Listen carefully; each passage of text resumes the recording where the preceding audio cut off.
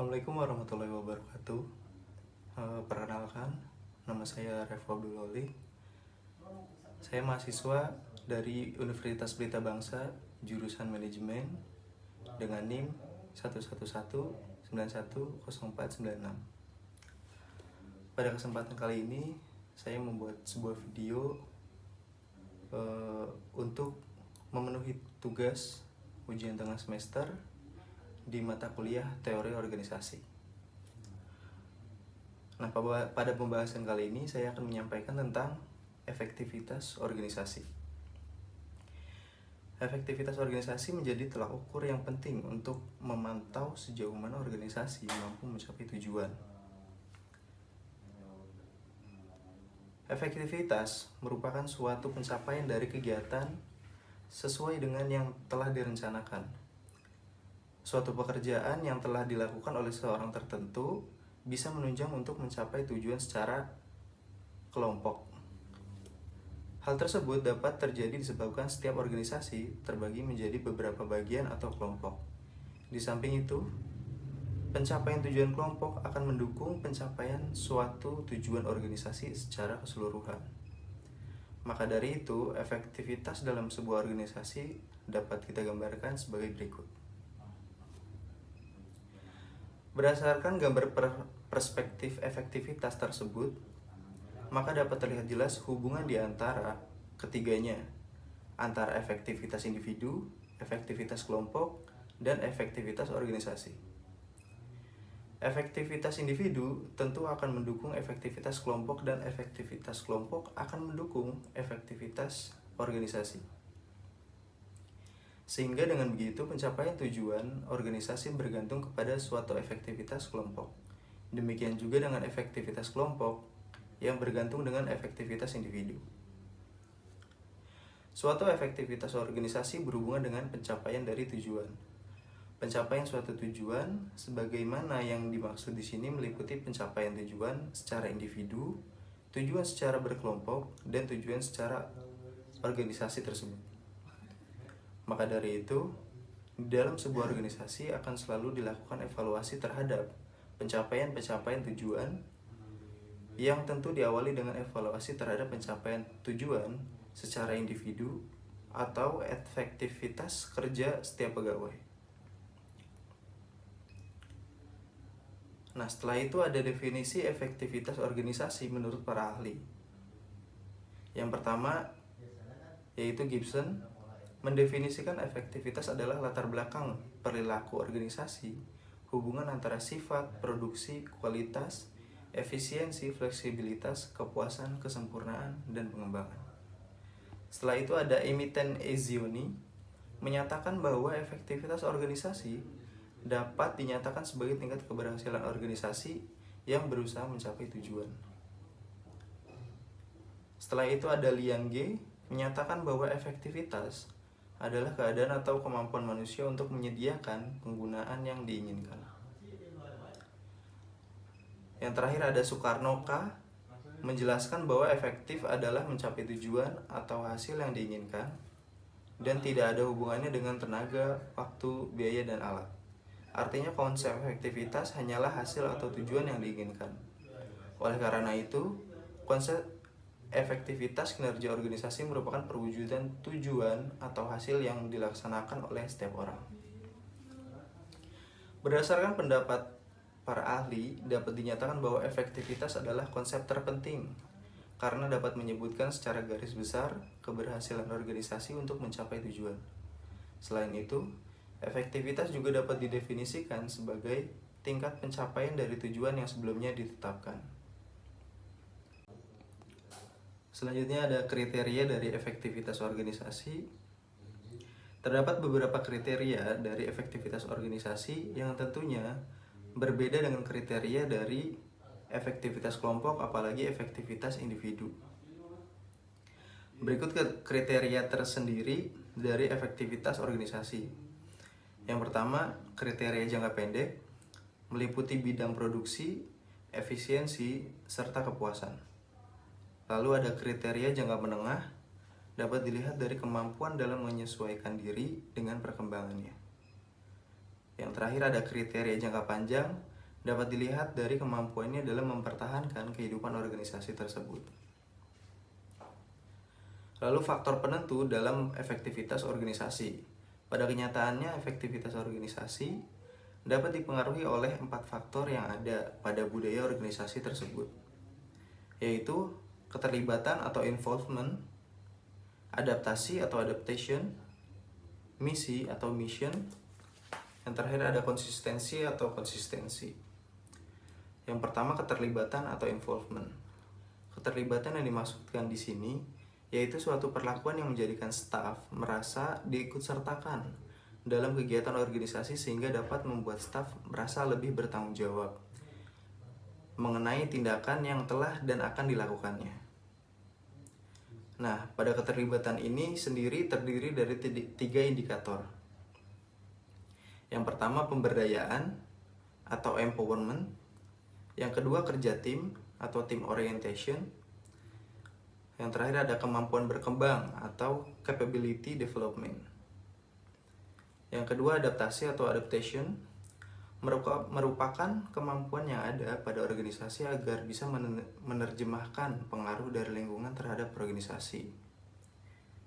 Maksudnya adalah kemampuan organisasi dalam merespon perubahan yang terjadi pada lingkungan eksternal dengan cara melakukan perubahan internal pada suatu organisasi. Nah, di sini terdapat 3 indikator. Yang pertama, perubahan atau creating change. Yang kedua, berfokus pada pelanggan atau customer focus. Yang ketiga, ada keadaan organisasi atau organizational learning. Yang ketiga, ada misi atau mission. Misi merupakan suatu bentuk dimensi dari budaya yang menunjukkan kepada tujuan utama dari organisasi yang menjadikan anggota organisasi teguh serta fokus terhadap apa yang dianggap penting oleh suatu organisasi. Kemampuan agar dapat beradaptasi dapat kita lihat dari 3 indikator, yaitu strategi yang terarah dan juga tetap atau strategic direction dan intent, lalu tujuan dan objektivitas atau goals and objectivity. Yang ketiga ada visi atau vision. Yang keempat ada konsistensi atau konsistensi. Konsistensi merupakan tahap kesepakatan anggota pada suatu organisasi terhadap asumsi dasar serta nilai inti dari suatu organisasi. Nah, dari konsistensi ini ada 3 indikator juga, yaitu nilai inti atau core value, kesepakatan atau agreement, lalu ada koordinasi dan integrasi atau coordination dan integration.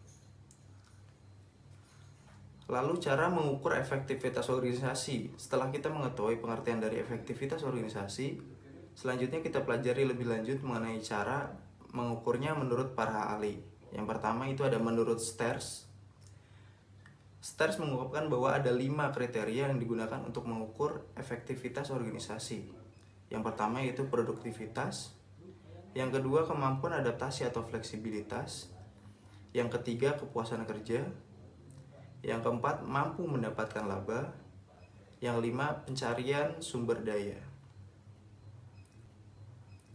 Lalu menurut Sharma menyatakan ada beberapa hal yang wajib diperhatikan dalam mengukur efektivitas organisasi, yaitu yang pertama adaptasi, kedua tidak adanya konflik.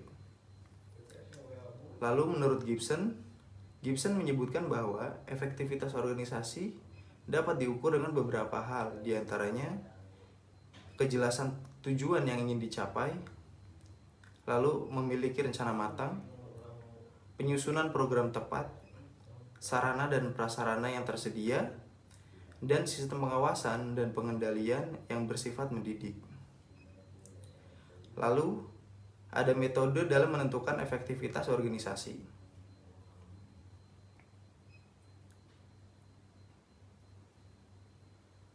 Nah, dalam metode ini atau pendekatan yang pertama adalah pendekatan pencapaian tujuan. Menurut pendekatan ini, sebuah organisasi dibuat untuk mencapai tujuan yang sebelumnya telah ditetapkan. Selain itu, pendekatan ini juga menjelaskan bahwa efektivitas organisasi harus dinilai berdasarkan pencapaian tujuan organisasi, bukan berdasarkan caranya. Nah, poin berikutnya dari pendekatan ini adalah asumsi-asumsi yang dipakai agar tujuan menjadi ukuran. Asumsi-asumsi tersebut adalah organisasi berupaya dalam mencapai tujuan akhir. Yang kedua, tujuan yang hendak dicapai dapat diidentifikasi dengan baik. Yang ketiga, tujuan yang ada jumlahnya sedikit dan fokus agar tidak susah dikelola. Dan yang terakhir, terdapat konsensus atau kesepakatan di antara seluruh anggota terhadap tujuan-tujuan yang ingin dicapai. Lalu pendekatan kedua adalah pendekatan sistem. Nah, pendekatan ini menyatakan bahwa sebuah organisasi harus dinilai berdasarkan kemampuannya dalam mendapatkan masukan, mengolah masukan, menyalurkan output yang telah dihasilkan, dan memperhatikan atau mempertahankan keseimbangan dan stabilitas. Asumsi yang mendasari efektivitas organisasi sebagai sistem adalah bahwa organisasi terdiri dari sub-sub bagian yang saling berkaitan. Nah, pendekatan ini juga menyebutkan bahwa efektivitas memerlukan kesadaran dan interaksi yang sukses dengan konsistensi lingkungan. Selain itu, pendekatan sistem fokus pada cara-cara yang dibutuhkan untuk memastikan keberlangsungan hidup organisasi yang berkelanjutan. Selanjutnya ada pendekatan konstituensi strategis. Nah, pendekatan ini menjelaskan bahwa organisasi akan efektif apabila dapat memenuhi permintaan dari bagian penting yang terdapat dalam lingkungan operasi tersebut. Bagian-bagian dari sebuah organisasi adalah pemilik, pegawai, pelanggan, pemasok, kreditur, serikat buruh, pejabat masyarakat, lembaga pemerintah. Nah, pendekatan ini juga menjelaskan bahwa organisasi diartikan sebagai arena politik. Terdapat golongan-golongan yang berkepentingan bersaing dalam hal mengendalikan sumber daya. Nah, yang terakhir yaitu pendekatan keempat adalah pendekatan nilai-nilai bersaing. Pendekatan ini menawarkan kerangka kerja integratif dari seluruh variabel yang saling berkaitan. Nah, menurut pendekatan ini, tidak ada tujuan tunggal yang disepakati oleh semua orang. Pendekatan ini menggunakan kombinasi dari 3 bagian utama, yaitu yang pertama, fleksibilitas pengawasan, yang kedua, manusia, organisasi, dan yang ketiga, cara tujuan. Kombinasi dari 3 bagian utama ini akan menghasilkan 8 sel atau kumpulan kriteria efektivitas organisasi. Salah satunya adalah people, flexibility, dan means.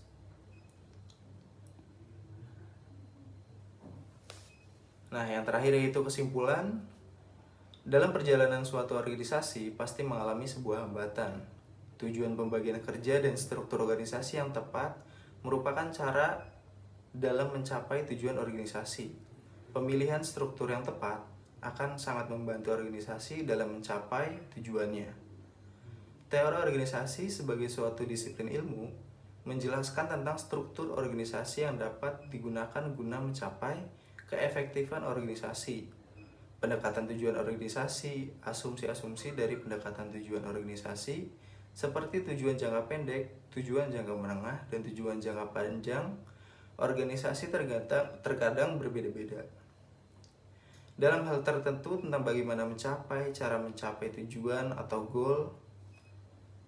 Identifikasi harapan-harapan terkadang tidak sesuai dengan realitas yang ada.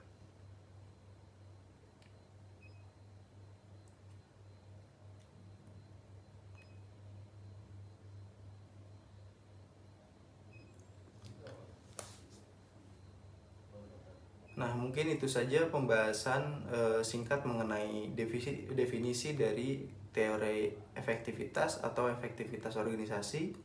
Pembahasan kali ini tidak hanya membahas definisi dari teori efektivitas saja, juga membahas tentang faktor efektivitas, membahas tentang teori dari para ahli tentang efektivitas, aspek efektivitas, pendekatan, dan juga indikator dari efektivitas tersebut.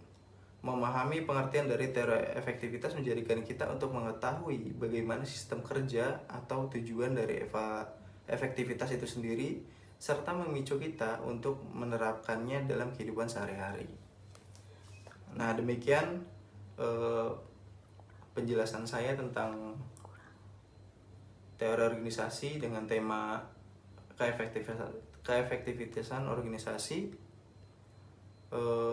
Semoga dari video ini dapat memberikan penjelasan tentang membantu teman-teman semua dalam memahami apa itu keefektifan organisasi.